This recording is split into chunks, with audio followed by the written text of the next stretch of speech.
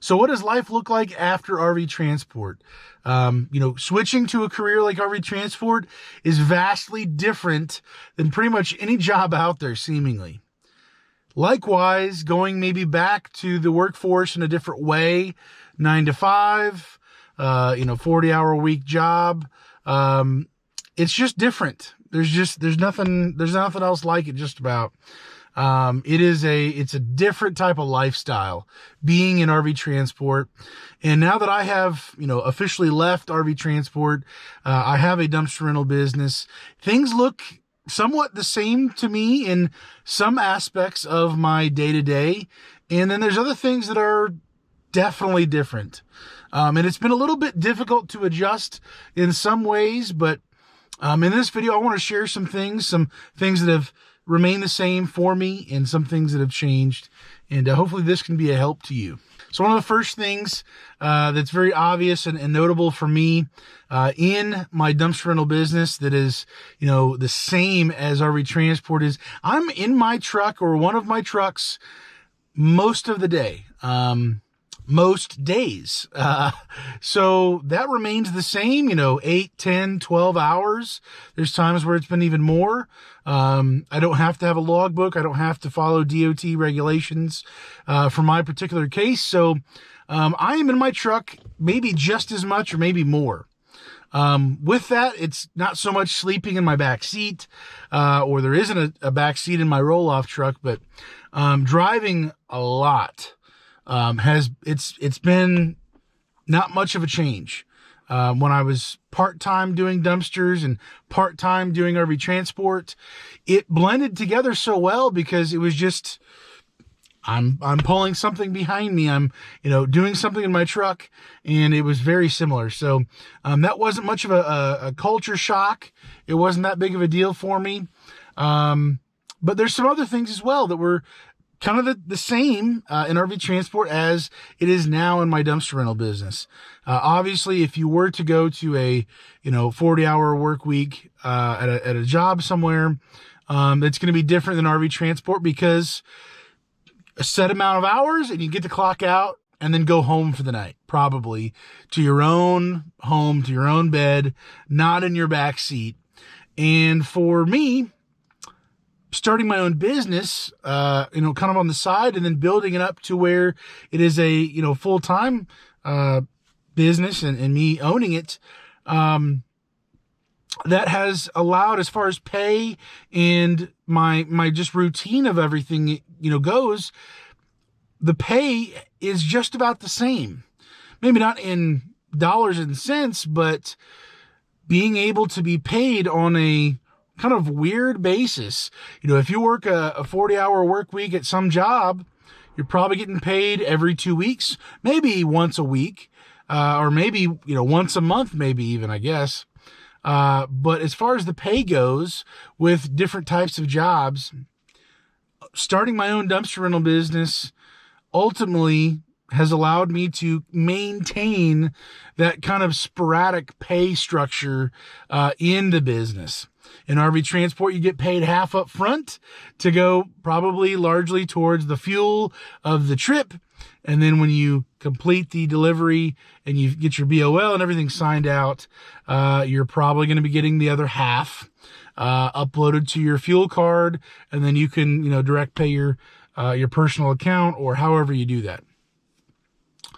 For me in my dumpster rental business, I get paid from many different customers, and I take their credit card information, I put it in, the system, and I get paid basically 30 hours later, a little over a day, probably a day and some change, from when I book the dumpster with customers. And so the sporadic pay has remained the same for me. Maybe if you're going to a different type of a job, or maybe you start your own business and maybe the structure of, maybe you're doing a bigger job. So you get paid once for, maybe a big home renovation or whatever kind of project it may be. Pay structure might be different. For me, it's kind of been the same. It feels the same. I get paid multiple times a week from different people. And ultimately, I can, pay myself from my business account to my personal account, however fast or slow I want to. But the process of money coming in kind of sporadically remains the same. And so, for me now, it's just, something else that's similar is the trucks and maintenance. So when I do get paid randomly all throughout the week, every week, it's just a bigger, maybe total number that I have to budget for and account for. So yes, paying myself is one thing. It's kind of sporadically throughout whenever, but also now I've got more trucks and more equipment and more things to account for in my business. So that's another thing that's very similar to RV transport.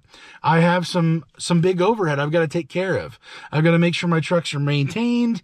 If I need to upgrade anything, if there's something else going on, I need to buy a roll-off tarp system for my big truck. I'm hoping before wintertime. That's something I'm preparing for. I'm trying to get that done financially and then literally before the wintertime. And so these are just some of the same things that I'm noticing coming from RV transport that is now kind of applying to other areas, and maybe almost RV transport kind of prepared me to own my own business that's structured a little bit different than just an owner operator in one truck, going down the road. So definitely some major consistent things that have remained the same in my new business opposed to RV transport. So I know there's several other things that have remained the same. I'm not going to go down the laundry list of things. However, there are some things that are different, vastly different than RV transport that has really been difficult to grasp and to really get a handle on. And it's taken time for me to kind of rise to the occasion to make this thing happen. So in RV transport, most transporters are independent contractors hired on to a transport company that has yards, that has an office, that has all of the contracts with the manufacturers in Elkhart and Goshen area, in northern Indiana. And essentially there's either a load board, you look on the phone, or you talk to somebody and they tell you what's on the load board, where you want to go, how it's going to happen. For me, in my dumpster business, there is no load board. There is no list of customers I'm going to call and say, yeah, I'm going to bring you a dumpster. I'm going to bring you a dumpster. For me, I've got to go find my customers, to find the right person at the right time, to make what I have work for them and their project. And that's been an uphill battle. Shockingly, RV transport in that regard, just hopefully there are loads to even pull, but going from RV transport to owning my own business and finding my customers, my target audience, it's been a real grind. It's been a real process, learning and growing in this area to get to where I can get to the right people and hopefully build up a customer base, repeat customers, and those things. That's been drastically different. Learning how to advertise. Obviously there was no advertising in RV transport for me as a owner operator, just operating underneath somebody else's authority. I have to learn messaging. I have to communicate with the public. I'm the front of the business. All of the back end of the business. It's all the nitty gritty stuff that you don't think about maybe when you think about, running your own business on your own.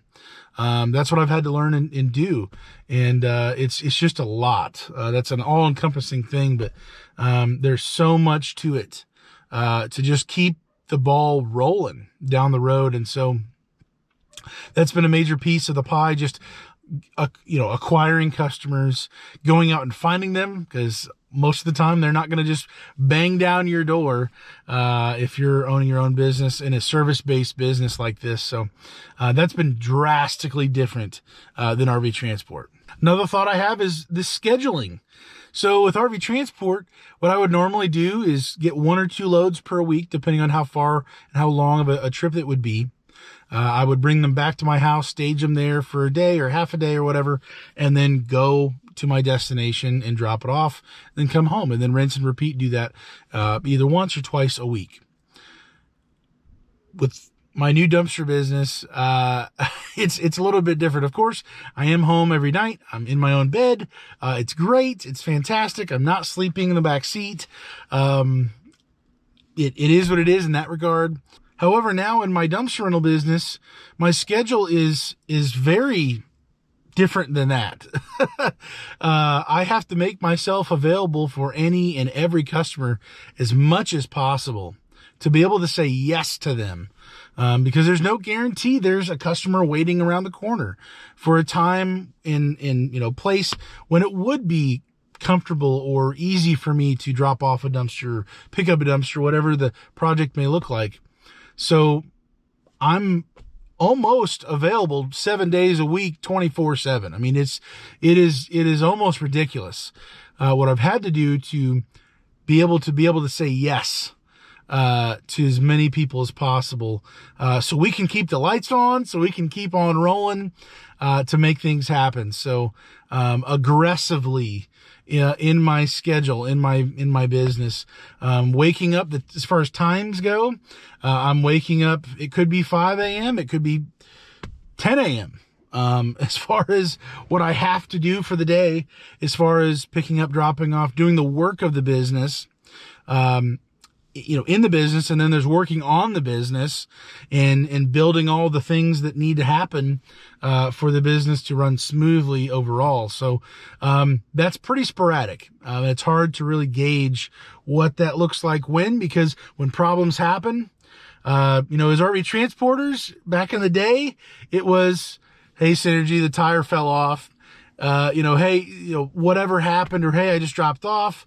I'd like to get a new load. Boom, done. Okay, done. All I have to really worry about is driving and making sure the truck's safe. I'm safe. The schedule, looks good. I'll be there, making sure the logbook is good.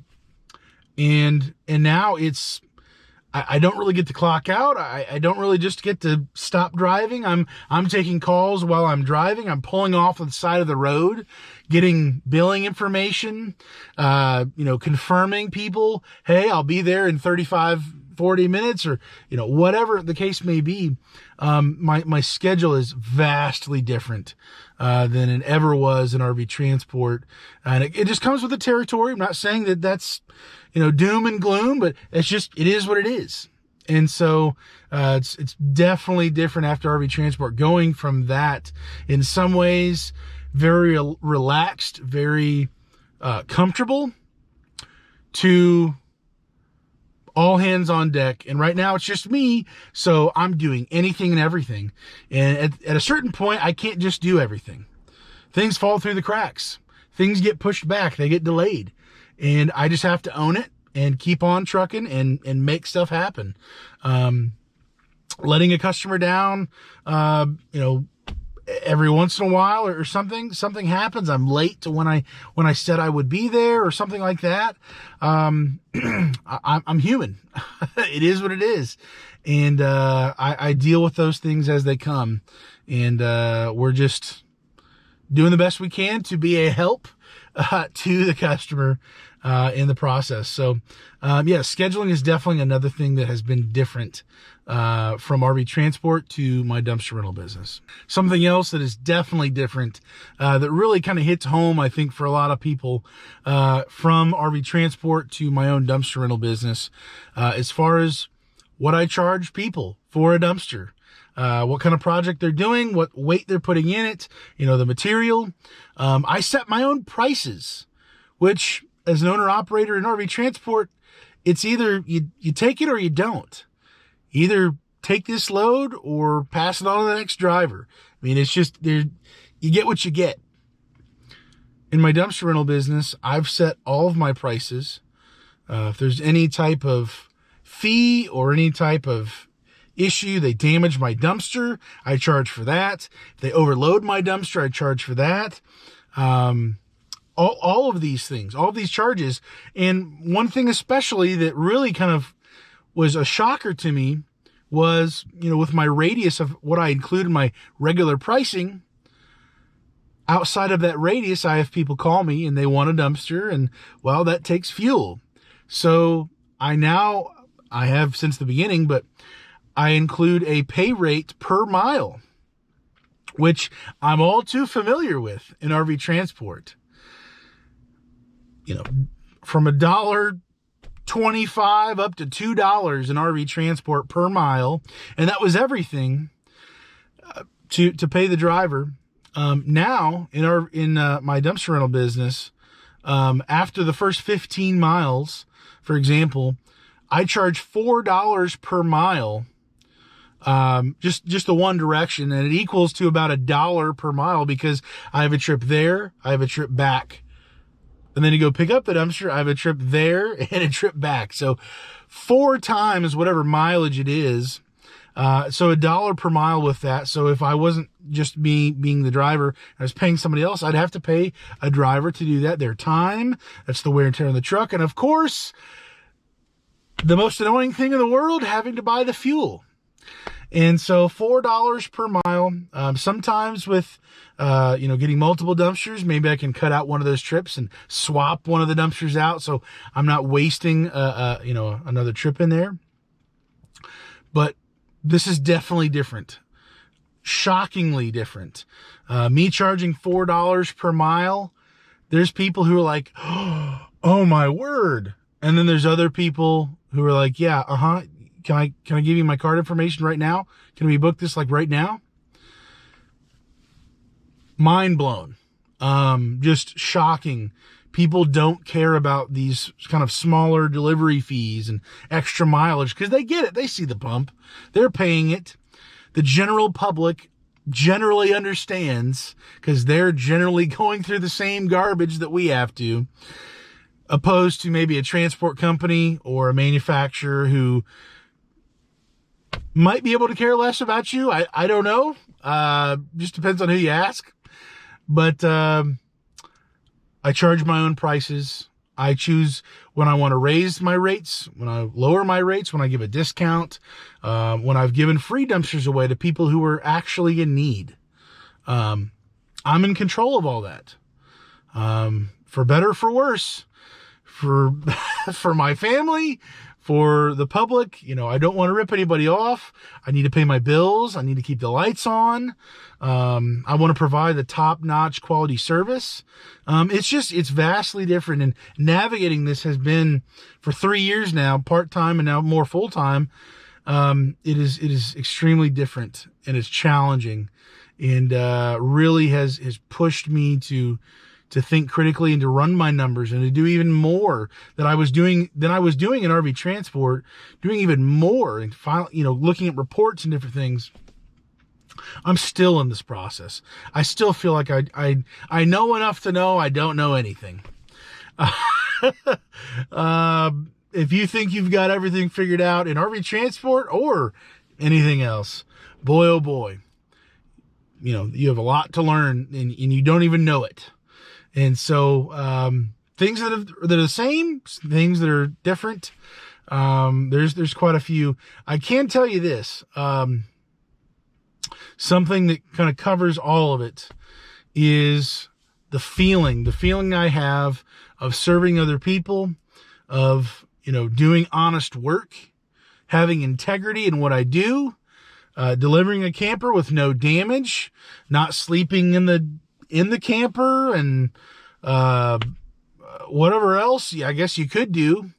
I'm sure there's some people from the live streams will joke with me, but I got accused, I think probably a year ago now, when I was in RV transport, of stealing like a power cord from a camper. I'm like, dude, what? But like doing that job well, doing it with integrity, and then transferring all of these skills and passions and ideas onto my own dumpster rental business locally here, serving the general public, seeing them be successful in their cleanup projects, playing a part, taking away a headache, not adding to a headache, and seeing other people win, seeing other people get stuff done, and to know I played a part in that. That is so satisfying to me in RV transport and now in this business. That goes across anything. and knowing that I took care of my customer. I did everything I possibly could. I was, generous and reasonable with them, and provided a quality service at a high rate, high quality. That's satisfying to me. I want to serve people in that way. I want to have that type of heart and attitude, that integrity. And that definitely transferred from RV transport and just my life in general. And I'm just grateful for it. I'm grateful for the opportunity to even do this. And so any job, I don't deserve anything. I don't deserve for customers to come to me. I'm grateful Synergy took a chance on me when I was 23, snot-nosed little idiot. Didn't know what I was doing when I first started. And I'm grateful that the public has chosen to use me in my area. I'm not cornering the market in every aspect of the dumpster game in my area, but we are learning, we're growing, and it's an awesome opportunity.